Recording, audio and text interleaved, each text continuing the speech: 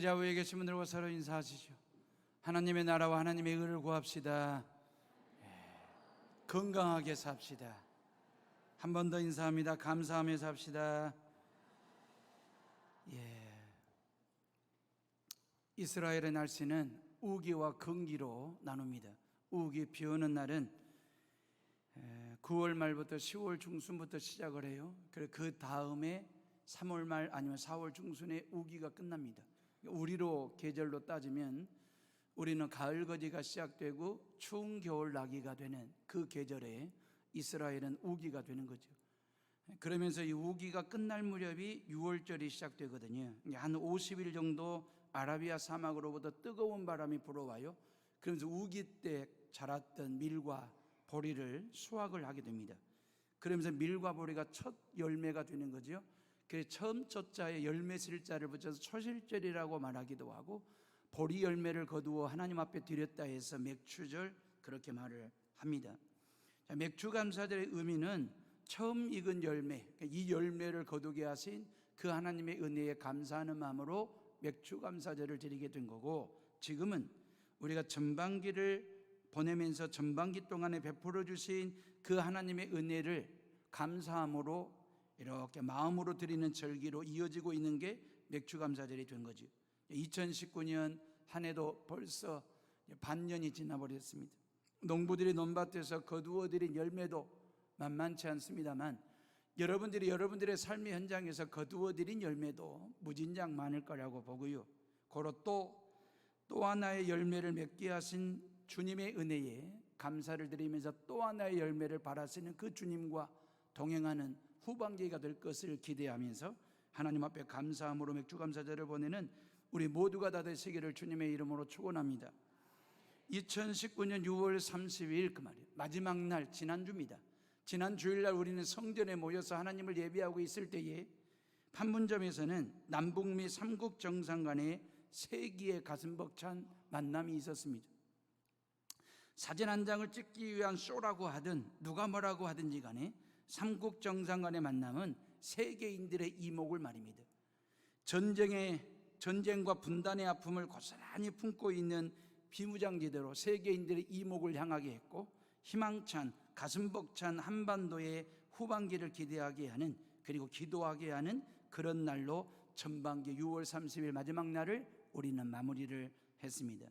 여러분들 각자의 후반기 말입니다. 각 가정의 후반기, 모든 자녀들의 후반기, 여러분들의 사업의 후반기, 아니면 우리 대한민국의 후반기, 우리 헤어룸의 후반기에 또 하나의 열매를 맺는 그런 은혜가 있기를 주님의 이름으로 축원하고요. 여러분들의 삶의 순간순간에 감사가 간이 베이듯이 베이고, 여러분들의 삶의 마디마디를 감사로 맺어짓는 성도들 되시기를 주님의 이름으로 축원합니다. 오랫동안 출장을 나갔다가 출장을 끝내고 돌아온 아빠가 가족들과 함께 저녁 식사한다고 밥상에 둘러앉았는데, 유치원을 다니는 아들 녀석이 선생님에게 배운 대로 감사해 먹겠습니다라고 소리를 외치고 밥을 먹더라는 거예요. 그 모습이 너무너무 예쁘고 귀여워 보여서 아빠가 하는 말이, 앞으로 우리 밥상을 받고 밥을 먹일 때 항상 감사해 먹겠습니다라고 고백하면서 감사하게 밥을 먹자, 그렇게 하기로 하고, 모든 식구들이 끼니 때마다 밥상 앞에 감사해 먹겠습니다라고 그렇게 고백을 하면서 먹은 거예요. 어느 날 하루는 저녁에 밥상에 들어왔는데 반찬이 딱 2가지만 올라온 겁니다. 식구들이 불평도 못하고 감사 인사를 하기는 해야겠는데 밥상을 보면 반찬은 2가지밖에 없고, 그러다가 온갖 복잡한 생각을 하고 고민을 하다가 자기도 모르게 간신히 먹겠습니다 그렇게 얘기를 했어요. 도저히 밥상을 보니까 이게 감사해 먹겠습니다라고 하는 말은 안 나오고 간신히 먹겠습니다라고 자기도 모르게 고백을 했대요. 여러분들은 감사해 먹겠습니까? 아니면 간신히 먹겠습니까? 어느 쪽이십니까? 여러분, 2019년 맥주감사절이 간신히 감사드리고 간단하게 감사드리고 끝낼 날이냐 그 말이에요. 여러분, 간절하게 감사를 드리시고 넉넉한 감사를 하나님께 드리는 오늘 하루가 되시고 후반기가 되시기를 주의 이름으로 축원합니다.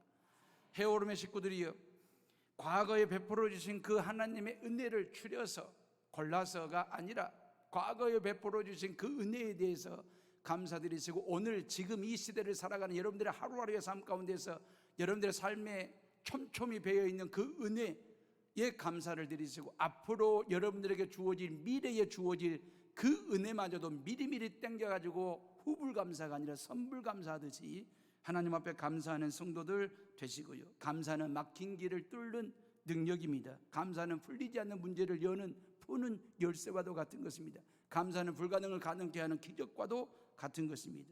감사 또 감사로 후반기를 시작하는 해오름의 모든 식구들 되시기를 주님의 이름으로 축원합니다. 감사 중에 최고의 감사가 뭘까요?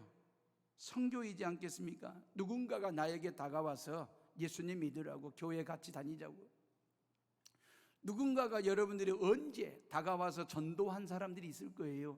예수님 믿고 구원받자고, 교회 같이 다니자고. 이보다 더 큰 감사가 있겠어요? 뭘로 선교하고 뭘로 전도했습니까? 복음 가지고 전도한 거잖아요. 복음이 뭔데요? 바로 예수 그리스도의 십자가의 죽음과 부활하신 그 예수 그리스도를 믿으면 나의 모든 죄가 사함받고 하나님의 자녀가 되고 구원받고 천국 갈 수 있다라고 하는 이 절대복음, 이 절대복음을 가지고 누군가가 내게 다가와서 내가 그리 문전박대하고 거절하고 부인하고 손사래를 쳤어도 포기하지 아니하고 누군가가 내게 다가와서 예수님 믿자고, 예수님 믿고 구원받으라고, 같이 교회 다니자라고 전도했던 그 누구 말입니다. 구원이라고 하는 것은 주님이 주시는 것이지만 그 구원을 받을 수 있도록 누군가가 하나님과 나 사이에 징검다리 역할을 해줬던, 전도했던 그 사람 말입니다. 이 얼마나 감사할 일이고 이 얼마나 귀한 일이냐 그 말이죠. 지금 사도 바울은 이런 일을 하고 있는 거거든요. 수많은 환난과 고난이나 핍박 중에도 포기하지 아니하고 복음 전하는 선교 말입니다. 자신의 목숨을 걸고 영혼 구원하는 전도 말입니다. 영혼을 구원하는 열매 맺는 일보다도 더 귀하고 좋은 일이 어디 있겠어요? 그래서 16절 말씀 봐보세요. 우리 다 같이 16절을 읽어봅니다. 시작. 바울이 아덴에서 그들을 기다리다가 그 성에 우상이 가득한 것을 보고 마음에 격분하여 그랬어요. 지금 사도 바울은 빌립보를 거쳐서 데살로니가를 거쳐서 어디 왔었습니까? 신사적인 사람들이 예수 믿었던 베레아라고 하는 곳에 와서 복음을 증거하다가 지금은 어디 왔냐면 아덴이라고 하는 아테네 말입니다. 이 아테네에 와서 이제 복음 전하는 상황인데, 로마 시대 때의 3대 도시를 얘기하라면 알렉산드리아와 다소라는 도시와 이 아테네 아덴 말입니다. 이게 3대 도시거든요. 종교의 도시하면 예루살렘, 정치의 도시하면 로마, 철학의 도시 얘기하면 아테네 아덴입니다. 이 아테네는 철학의 중심이요 수도요 성지와도 같은 곳이었거든요. 전 세계에서 배움에 굶주린 사람들이 모이고 몰려든 곳이 어디냐면 아테네로 몰려들었어요. 아덴은 철학뿐만 아니라 과학이나 문학에 이르기까지 예술의 중심지가 바로 아테네였습니다. 그러니 얼마나 똑똑하고 자기 주장에 뚜렷한 사람들, 날고 긴다는 기라성 같은 사람들이 세계 각지에서 아테네로 몰려들었겠느냐라고 하는 것입니다. 날고 긴다는 사람들이 모여 있었던 곳이 아덴이었습니다. 데살로니가에 유대인들이 복음 전하는 일을 그리 회방을 했잖아요. 박해를 했잖아요. 그래서 베레아까지 쫓아와가지고 회방을 놓는 통에 사도 바울이 베레아에서 복음을 증거하다가 혼자 어디로 와냐? 아덴으로 먼저 온 거예요. 이제 누가 뒤따라와야 되냐면 실라와 디모데가 뒤따라와야 돼요. 그러니까 아덴에 지금 혼자 있는 거예요. 그래서 바울이 이 아테네라고 하는 도시를 이렇게 둘러본 겁니다. 둘러보다가 우상 신상들이 너무 많은 것을 보고 격분했더라. 분내고 화내고 썩내고 그런 상황이거든요. 바울이 썩낸 이유가 있습니다. 그리스라고 하는 나라 제국에 있는 신상들, 우상 신상들을 다 모아놓은 것보다도 아테네 도시에 있는 신상들이 더 많을 정도로 문명의 도시인 줄 알았더니 와서 봤더니 우상의 도시인 상황들 말입니다. 로마 황제 네로 시대 때 이 아테네의 우상 신상은 3만 개 이상이 세워져 있었다고 그래요. 그러니까 우스갯소리로 이 아테네에는 로마 사람들보다도 이 우상 신상들이 더 많다 할 정도로 말입니다. 물반 고기반이라는 말 아시겠죠? 아테네는 사람 반 우상 반이라 할 정도로 그렇게 뒤범벅이 되어 있는 그런 영적으로 말입니다. 당대 최고의 문명도시인 줄 알았는데 문학이나 예술이나 그 철학이나 건축의 문명도시 아테네인 줄 알고 둘러봤는데 온갖 우상들이 즐비한 것을 보고 즐겁지가 않은, 격분하는 상황입니다. 아테네의 역사는 주전 16세기로 올라가거든요. 그러면서 아테나라고 하는 여신의 이름을 따가지고 아테네라고 하는 도시 이름을 만들게 됐고요. 주전 146년에 로마의 지배 아래 속국이 된 게 바로 아테네입니다. 아테네는 정치적으로 민주주의의 꽃을 피웠던 곳이고, 철학적으로는 이 소크라테스와 플라톤의 고향일 뿐만 아니라 아리스토텔레스와 이 에피쿠로스하고 제노의 주 활동 무대가 바로 이 아테네라고 하는 도시입니다. 사도 바울은 이런 아테네가 문명의 도시가 아니라 우상의 도시라는 사실을 확인하는 순간에 격분한 거죠. 고린도를 보고도 격분한 적이 있었잖아요. 그래서 성경에 이런 말을 기록했습니다. 고린도전서 10장 20절에 보니까 무릇 이방인이 제사하는 것은 귀신에게 하는 것이요 하나님께 제사하는 것이 아니니 나는 너희가 귀신과 교제하는 자가 되기를 원하지 아니하노라 그랬어요. 우상반, 사람 반인 이 고린도와 아테네에서 사도 바울이 격분하면서 남긴 메시지이거든요. 썩나고 화나고 분이 난 거죠. 속된 말로 하면 꼬라지도 난 것입니다. 자, 이럴 때는 어떻게 해야 할까요? 그 도시를 가서 봤더니 문명의 도시가 아니라 우상의 도시가 돼가지고 사람 반 우상 반인 그런 도시에 갔을 때 어떻게 해야 될까요? 격분이 되었는데 신상들을 다 넘어뜨려야 할까요? 발로 자근자근 밟아버려야 될까요? 그래야 속이 풀리겠습니까? 나의 모든 분과 화와 성을 우상 신상에다가 이런 식으로 한번 퍼부숴 버려야 내 신앙이 제대로 된 신앙이라고 검증된다고 생각하십니까? 우상들마다 빨간색으로 스프레이로 가위표를 치고 십자가를 그려놔야 그러면 화가 풀리고 나의 신앙을 제대로 보여주시는 거라고 생각하십니까? 망치로 두들겨 패든지 아니면 훼손해야 하나님께 영광 돌리는 것이라고 생각하십니까? 어떻습니까? 여러분들의 생각은 말입니다. 땅받기를 하면서 십자가를 선포하고 찬양하고 기도해야 하나님이 좋아하시리라고 생각하십니까? 저도 한때는 이렇게 해야 하는 줄 알았습니다. 이게 신앙이고 이게 하나님께 영광 올려드리는 일이라고 생각하면서 예수 믿었던 적이 있었습니다. 초등학교 수학여행 때 경주 불국사로 갔거든요. 경주 불국사로 수학여행 가가지고 아무도 모르게 손가락으로 십자가 그리고 다녔습니다. 땅바닥에다가 발로 십자가를 그리면서 경주 법당을 그렇게 경례를 그렇게 돌아다니면서 그게 내 신앙을 쑥쑥 키우는 신앙의 고백이고 결단이라고 생각했던 적이 있었습니다. 그러다가 신앙적으로 영적으로 조금씩 철들고 속들면서 이게 아니라는 생각을 갖게 된 것입니다. 우상을 훼손시킬 수는 있다지만 사람의 마음까지 훼손시키면 옳지 않습니다. 우상을 넘어뜨릴 수는 있지만 공공성을 넘어뜨리면 그게 복음적인 행동이고 하나님께 영광을 올려드리는 일일까? 아닙니다. 잘 생각하셔야 됩니다. 제가 고흥 마루니에서 10년 농촌 목회했잖아요. 저의 30대 후반까지 저는 30대를 농촌 목회하면서 보냈습니다. 마동이나 마서나 덕정원 등 충내부락 5개 부락민을 상대로 해서 목회를 했는데 마동과 마서부락의 동네 입구에 큰 당산나무가 있습니다. 그 동네 사람들은 이 당산나무가 우리 동네를 지켜주고 객지에 나아가 있는 자녀들을 지켜주는 그렇게 신성시하는 그런 당산나무를 가지고 있었습니다. 어마어마하게 큰 당산나무입니다. 해년마다 성대하게 당산제를 지내는데요, 당산제를 지내기 위해서 제주를 뽑을 때 동네에서 회의를 하면 제주로 뽑히면 15일 동안 보름 동안 아무데나 가면 안 됩니다. 아무 말이나 하면 안 됩니다. 아무 것이나 먹으면 안 됩니다. 부부간에 각방을 써야 됩니다. 이 정도로 신성시하는 당산제를 성대하게 지내는 걸 제가 봤거든요. 그러니까 이제 제주로 안 뽑히려고 제주를 뽑는 날에는 서울로 피신을 하든지 아니면 교회로 나오든지 그래가지고 예수님 믿는 분들이 더러 있었습니다. 그런 어떤 당산제를 신성시했던 그 동네에서 10년을 살면서 그래가지고 예수님 믿어가지고 신앙생활하다가 한 4, 5년 정도 되면 저에게 목사님이 꼭 해주셔야 될 일이 있습니다. 뭔데요? 그러면 우리 집에 오셔가지고 부적 다 떼어주시고 우리 집에 오셔가지고 조상 대대로 물려받은 우상단지 신주단지 목사님이 좀 다 처리해 주시고 그리고 뒷뜰에 심어놓은 당산나무도 다 좀 베어주시고 그런 일들 좀 해달라고. 그러면 직접 하시지. 그럼 무서워서 못하겠다는 거예요. 겁나서 못하겠다는 거예요. 아니, 기도하시고 그냥 신주는 고무신 치우듯이 그렇게 치우시면 된다고, 걱정하지 마시라고. 그래도 목사님이 오셔서 꼭 해주셔야 된다고.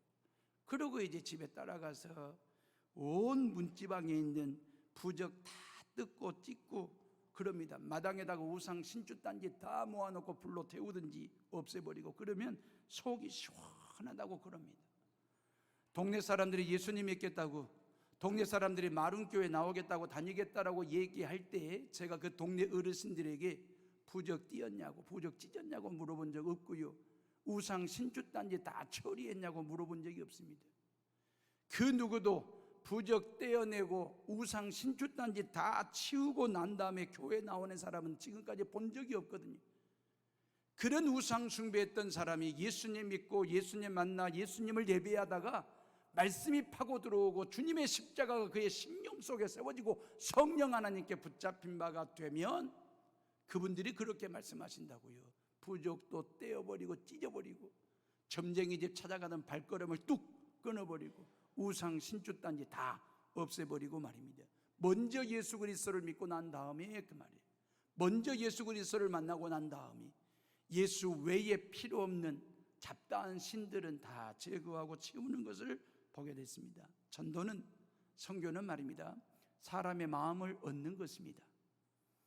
우상을 무너뜨리고 사람의 마음을 잃어버리면 무슨 유익이 되겠습니까? 내 분노가 분노로 끝나버리면 덕이 될 게 하나도 없습니다. 그러죠. 내 분노가 분노로 끝나버리면 덕이 될 게 하나도 없지요. 타 종교와 우상 그리고 속된 문화 앞에서 감정을 표출하면 나의 분풀이, 화풀이, 감정풀이만 하는 꼴밖에 안 되는 것입니다. 그러다 보면 하나님의 이름을 욕보이는 것이 되고 사람의 마음을 잃어버리는 결과를 낳게 됩니다. 다윗이 골리앗에 대해서 분노를 느꼈잖아요. 그래서 공개된 전쟁터에서 당당하게 1대1 맞짱을 뜹니다. 승부를 겁니다. 아주 간단하게 물맷돌 하나로 골리앗을 죽였습니다. 이것은 공분을 사는 일이 아니라 떳떳하고도 심플하고도 매너 있는 전쟁 처세였습니다. 예수님도 진노하셨잖아요. 예수님께서 어느 날 하루는 병자를 맞은편에 앉혀놓고 예수님과 서로 마주보고 겸상을 하고 있었습니다. 바리새인들이 지켜보고 있습니다. 이 예수가 안식일법을 어기고 이 병자를 고치는지 안 고치는지 말이에요. 만약에 예수가 안식일법을 어기고 병자를 고치면 잡아들일 심사로 아주 그 완악한 마음을 가지고 예수가 어떻게 하는지 보고 있는 거죠. 예수님은 말입니다, 안식일법보다 더 중요한 것이 이 병자를 고쳐서 이 사람이 건강한 삶을 사는 것이 우선이라고 생각하고, 그 바리새인들이 어떤 생각을 가지고 있든 상관없이 예수님께서 묵묵히 그 병자를 고치는 일을 하셨습니다. 예수님께서 바리새인들의 완악함을 모를 리가 없죠. 그들의 따가운 눈총을 모를 리가 없죠. 예수님마저도 꼬라지 난다고 화딱지 난다고 상을 뒤집어 엎고 바리새인들의 멱살을 잡으셨다면 똑같은 사람들이 되는 거잖아요. 당당하게, 묵묵하게, 심플하게, 매너 있게 병자 고치시는 일 말입니다. 의로운 분노가 폭력이나 다툼을 낳는 것으로 끝나버린다면 하나님 나라에 무슨 유익이 될 것이며 영혼 구원에 무슨 득이 되겠습니까? 헤로드 왕이 세례 요한을 죽였습니다. 예수님께서 이 소식을 들었습니다. 예수님이 분노하셔 가지고 결사대를 조직하고 조직 폭력배를 동원해 가지고 헤롯 궁궐로 쳐들어가신 게 아닙니다. 세례 요한은 예수님에게는 사촌 형님뻘 되고 당신에게 세례를 베풀어 줬던 거룩한 선지자였습니다. 그런 거룩한 선지자가 악한 사람에게 희생을 당했을 때에 얼마나 속이 아프고 분하고 괴로웠겠습니까? 그런 아픈 가슴을 끌어안고 예수님은 빈들로 가셨습니다. 애통해 하시려고 세례 요한의 죽음을 가슴으로 쥐어 짜내는 애통함을 빈들에서 삭히시려고 빈들로 가셨고, 그런 예수님의 속도 모르는 무리들이 예수님을 따라오게 됐고, 그 무리들을 보시고 예수님은 다시 하나님의 나라를 가르쳤고, 그 무리들 중에 병자들을 골라서 고쳐주시고 치유하셨습니다. 하셨던 그 예수님의 모습 말입니다. 예수님은 분노라는 에너지를 사람 구원하고 사람 살리는 파워로 에너지화한 것입니다. 그리스도인들의 분노, 목사의 분노, 성도들의 분노, 주방에서 점심 준비하다가 느끼는 화딱지, 교회학교 교사들의 애들 가르치면서 느끼는 썩냄, 교사 회의할 때 느끼는 분노, 성경학교와 비전 캠프를 준비하면서 느낄 수 있는 잡다한 감정들과 분노, 죄가 아닙니다. 분노 자체가 죄는 아닙니다. 다만 분노가 죄가 될 수도 있고 안 될 수도 있습니다. 성경은 분명하게 말씀하십니다. 분을 내되, 그 말이에요. 죄를 짓지 말라, 그리 말씀하셨습니다. 분마저도 내지 말고 화마저도 내지 말라고 성경이 말씀하신 게 아니고 분을 내라는 것입니다. 내되 다만 그 분과 화와 성이 죄가 되지 않도록 조심하라고. 분노가 죄로 이어질 수도 있지만 그 자체가 죄는 아니라는 것. 만약에 우리가 불의한 일을 보고도, 옳지 않는 일을 보고도 이걸 분노하지 않는다라고 한다면 우리의 신앙에 문제가 있는 거잖아요. 우리의 정서에 문제가 있는 거잖아요. 옳지 않은 일을 보고도, 정당한 일이 아님에도 불구하고 꾹 참고 덮어두고 모른 척하는 것은 우리의 신앙과 삶에 문제가 있는 것이거든요. 여러분, 의로운 분노라고 하는 것, 서로를 유익하게 하는 분노, 공동체를 지키는 분노, 우리의 신앙과 삶을 아름답게 업그레이드 해줄 수 있는 분노는 필요하기도 하고 그 분노는 내야지요. 사람 반 우상 반인 아테네에서 우상 신상을 보고 분노한 사람은 사도 바울 외에 아무도 없었습니다. 이게 이 세상에 살지만 세상에 속하지 아니한 그리스도인의 모습이에요. 저와 여러분들이 이 세상에 두 발 딛고 살지만 그 말, 이 세상에 속하지 않는 격이 있는, 결이 다른 그리스도인들의 모습 말입니다. 그 수많은 우상 신상을 보고도 그 수많은 사람들이 무관심했고 아무런 생각을 안 했고 무덤덤했지만 바울만이 격분한 것이거든요. 의로운 분노 말입니다. 영적으로 깨어있다라고 하는 이야기인데 아테네의 영적인 상태 말입니다. 아테네 시민들의 다양한 이 종교성에 대해서 종교성을 그대로 보여주는 대목인데, 이러한 점은 말입니다, 도덕적인 차원으로 이해하는 게 아닙니다. 문화적이거나 심리적인 차원으로 접근할 문제가 아니고 바울의 격분은 말입니다, 감정과 정서의 문제가 아니라 이건 영적인 문제입니다. 아니, 성령 충만한 사람이 이러면 되는 거야? 성령 충만한 사람이 이렇게 썩내고 분내고 화내면 되는 거야? 그건 아니지 않느냐라고 얘기할 수도 있을지 모르겠지만 아닙니다. 적어도 바울의 경우에는 그가 마음의 분을 느낀다라고 하는 말은 하나님의 메시지입니다. 하나님이 느끼시는 분노를 바울이 느끼고 있고 내고 있는 것입니다. 이것을 우리는 성령의 역사라고 말하고 성령의 은사라고 말을 합니다. 여러분들이 정말 분내고 화내고 썩내야 될 상황에서 이 분과 썩냄이 하나님의 메시지인지 하나님의 분냄인지를 우리가 영적으로 분별할 줄 아는 영적인 센서가 우리에게 필요한 거죠. 사도 바울이 느끼는 분노에 대해서 편협함이나 불관용적인 자세가 아니냐, 왜 남의 종교에 대해서 분노하냐, 왜 남이 믿는다는 신에 대해서 왜 감나라 배나라 하는 것이냐, 이건 배타적이고도 기독교의 독선이지 않느냐, 이게 종교 간의 갈등을 일으키는 것 아니냐. 여러분의 생각은 어떻습니까? 여러분들도 그렇게 생각하십니까? 이게 사도 바울의 분냄이 편협적이고도 불관용적이고도 독선적인 생각이라고 생각하십니까? 잘 들어보세요. 만약에 바울의 분노를 느낀 나머지 화내고 분내고 썩내는 것으로 끝내버렸다면, 다른 종교를 금지했거나 평가절하했거나 미신이니까 믿지 말라고 우겼다면 그것은 불관용이고 편협적인 사고이죠. 타 종교에 대해서 무턱대고 미신이니까 믿지 말라고 아나무인식으로 예수만 믿으라고 우겼다면 편협함이고 독선적일 수도 있죠.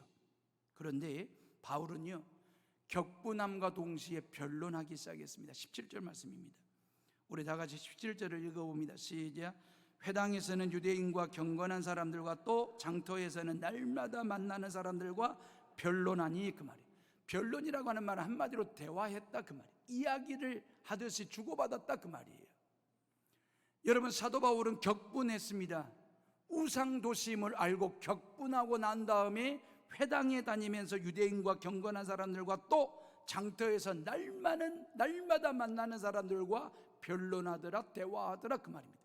뭔 얘기입니까? 내가 믿는 예수 그리스도는 이런 분이 있습니다, 나는 예수님을 믿고 이렇게 된 사람이었습니다 라고 하는 나의 이야기를 들려고 그 사람들의 이야기를 들어주고 말이에요. 도대체 어떤 우상을 숭배하는지, 어떤 우상을 섬겨왔는지에 대한 그 사람들의 이야기도 듣고 내 신앙 이야기도 들려주듯이 대화하듯이 변론을 회당에서도 했고 장터에서 사람 만나는 사람들마다 그렇게 했다라고 하는 얘기거든요.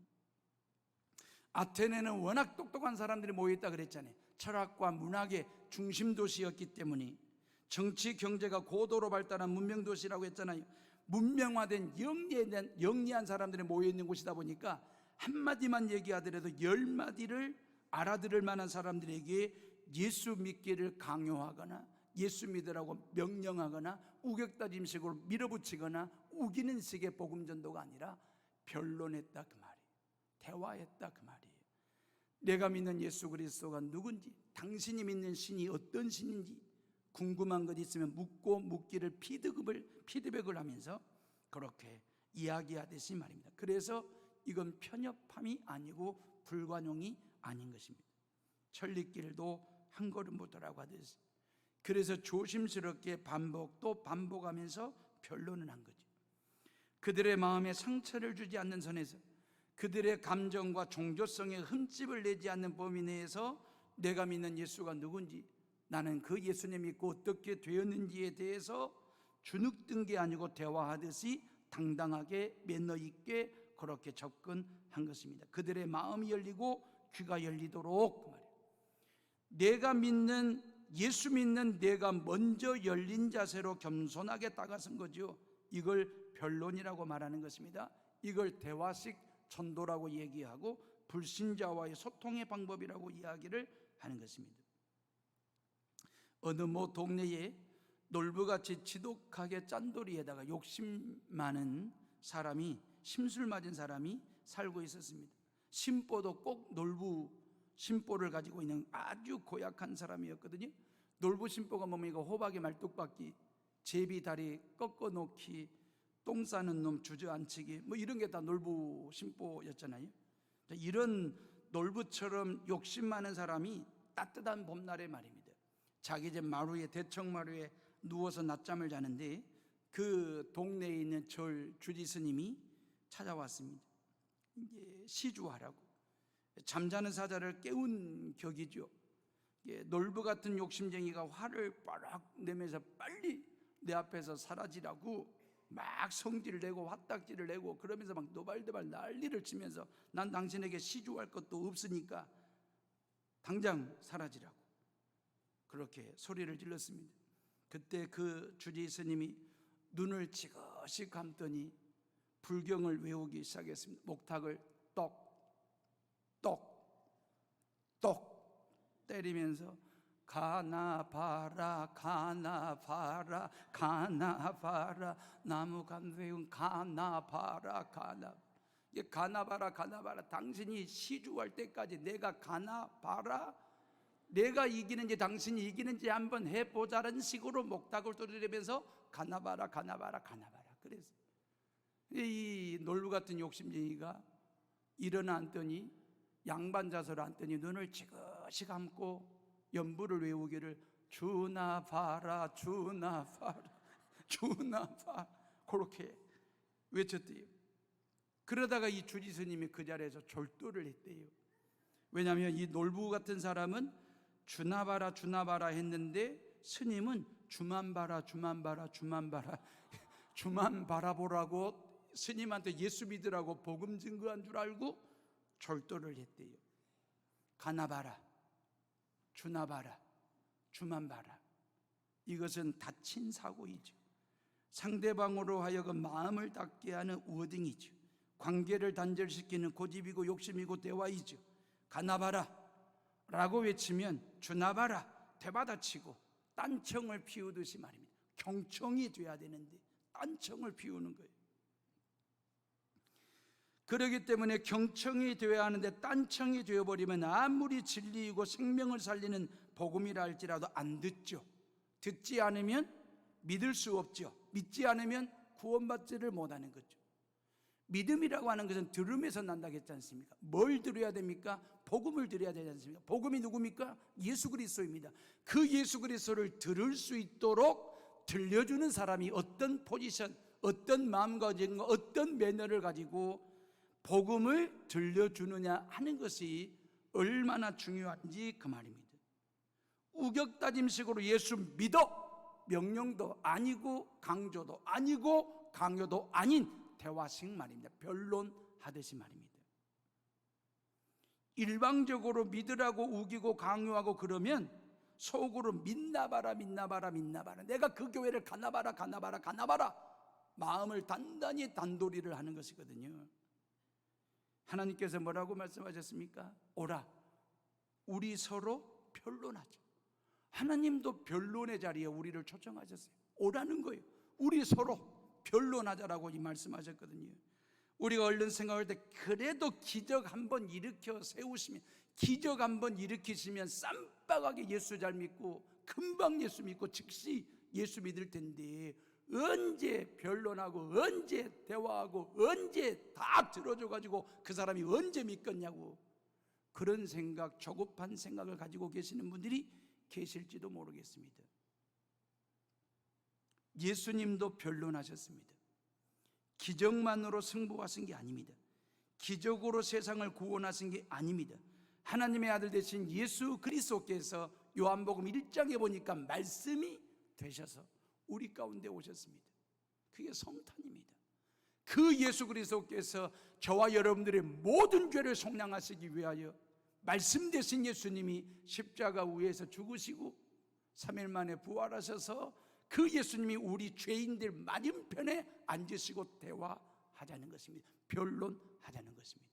뭘 놓고요? 십자가를 놓고, 부활을 놓고, 구원을 놓고. 이게 예수님의 사랑입니다. 이게 전도입니다. 이게 선교입니다. 기독교 신앙은 철저하게 변론 신앙입니다. 수많은 사람들이 기독교를 변론했죠. 예수님의 십자가와 부활을 변론했지 않습니까? 18절 말씀 봐보세요. 우리 다 같이 18절을 읽어봅니다. 시작. 어떤 에피쿠로스와 스토아 철학자들도 바울과 쟁론할세 어떤 사람은 이르되 이 말쟁이가 무슨 말을 하고자 하느냐 하고, 어떤 사람은 이르되 이방 신들을 전하는 사람인가 보다 하니 이는 바울이 예수와 부활을 전하기 때문이라라 그랬어요. 사도 바울도 우상으로 드글드글하는 아테네를 보면서 격분했지만 아테네 시민들을 대하는 자세는 감정도 아니고 분노도 아닌 변론 말입니다. 예수 그리스도의 십자가의 죽음과 부활에 대해서 이야기하듯이 대화하듯이 변론한 것입니다. 사도 바울 이후에 성 어거스틴이 기독교에 대해서 변론했습니다. 토마스 아퀴나스가, 마틴 루터가, 요한 깔뱅이, 그리고 파스칼이, C.S. 루이스가 변론했거든요. 이 외에도 수많은 크리스찬들이 불신의 세상에서 예수 그리스도의 진리를 변론했고 십자가와 부활을 변론했습니다. 변론을 통해서 예수가 그리스도 되심을, 그 십자가와 부활이 절대 복음임을 들려주었고, 그 복음을 들은 저와 여러분들은 지금 목사로, 해오름의 성도로 하나님을 예배하고 있는 것이고요. 믿나봐라 믿나봐라, 내가 그 교회 가나봐라 가나봐라 고집 피우던 내가 그 말이에요. 누군가가 내게 다가와서 예수님 믿자고 교회 다니자고 전도했는데도 불구하고 그리 문전박대하듯이 거절하듯이 고집 피우던 내가 믿나봐라 믿나봐라 가나봐라 가나봐라 그러던 내가 예수 믿어보자 믿어보자 가서보자, 그래가지고 나가보자, 그래가지고 이 교회에 나오셔서 예수님 잘 믿는 성도들이 되었으니 얼마나 감사할 일이에요. 맥주 감사절의 진정한 감사는 이거 아니겠습니까? 내가 나를 봐도 이 감사둥이에요. 여러분들이 여러분들 각자를 봐도 감사둥이에요. 믿나봐라 가나봐라 우기든 고집 피우든 땡깡 부리든 저와 여러분들이 믿어보자 가서보자 나가보자, 그래가지고 그 예수님 믿어가지고 지금 이 시간 하나님을 예배하고 있으니 이 얼마나 감사할 일이냐 그 말이에요. 결론입니다. 사랑하는 해오름의 식구들이요, 예수님은 기적으로 승부하신 분이 아닙니다. 인류 역사를 바꿔놓은 것은 생각의 힘이고 아이디어의 힘이었습니다. 펜으로 세상을 바꾼 거지 칼로 세상을 바꾼 게 아닙니다. 펜보다 강한 것이 칼이 아닙니다. 칼보다 더 강한 것이 펜입니다. 총이 아닙니다. 입이었고 말이었습니다. 세상을 바꾸는 힘은 말입니다. 이 입으로 복음을 변론할 때에 힘이 생기는 것입니다. 그 힘이 세상을 바꿔놓는 거죠. 마틴 루터가 종교 개혁을 할 때에 라틴어 성경을 독일어 성경으로 번역을 했어요. 15세기, 16세기 때, 중세시대 때는 성경이라고 하는 것은 라틴어 성경만 있었거든요. 이 라틴어 성경은 로마 캐톨릭의 교황과 사제들만 가지고 있는 전유물, 아주 독점물과 같은 게 바로 성경이었습니다.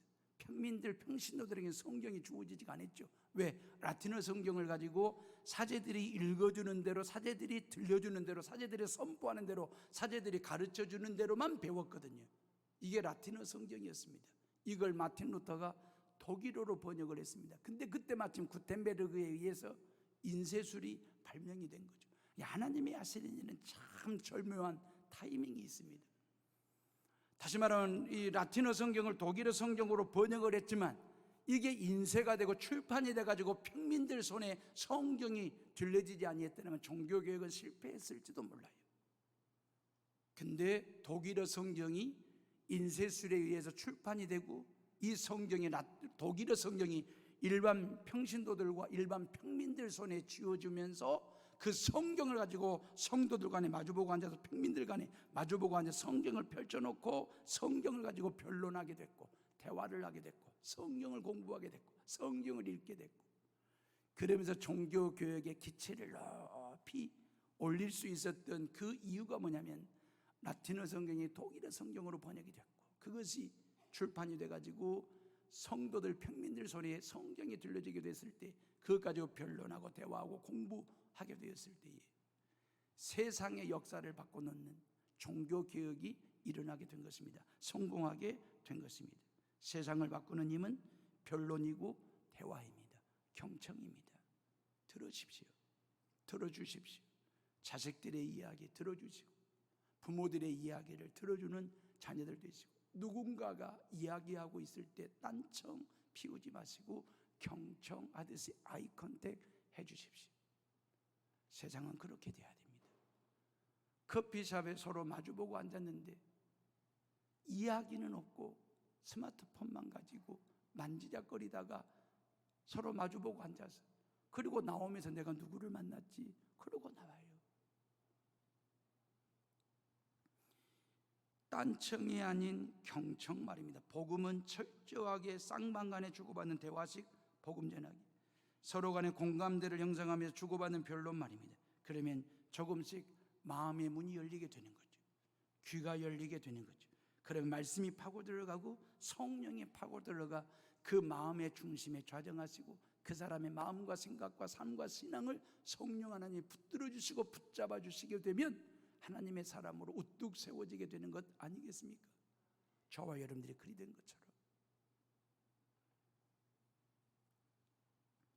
이 맥주감사절에 실은 하나님이 찾아오지 아니하셨더라면, 하나님이 나를 구원하지 아니하셨더라면 죽어 마땅한 죄인이고 버려질 존재였지만 누군가에 의한 복음이 전해지게 되었고, 그 복음을 들었던 내가 예수님 앞에 나오게 됐고, 말씀을 듣고 찬송하고 기도하다가 예배드리다가 성령의 내주, 성령의 임재를 경험하게 됐고, 그 성령 하나님이 나를 강력하게 붙들어 주시고 여기까지 붙잡고 와주셨다라고 하는 그 믿음의 고백과 그 믿음의 결단을 가지고 이 맥주감사들의 다른 감사보다도 내가 예수님 믿고 구원받은 것에 대한 감사, 그리고 이 예배의 자리에 있다는 것에 대한 감사, 그 하나님 앞에 감사함으로 오늘 하루를 살아가는, 그리고 후반기를 시작하는 우리 모두가 다 되시기를 주의 이름으로 축원합니다. 기도하겠습니다.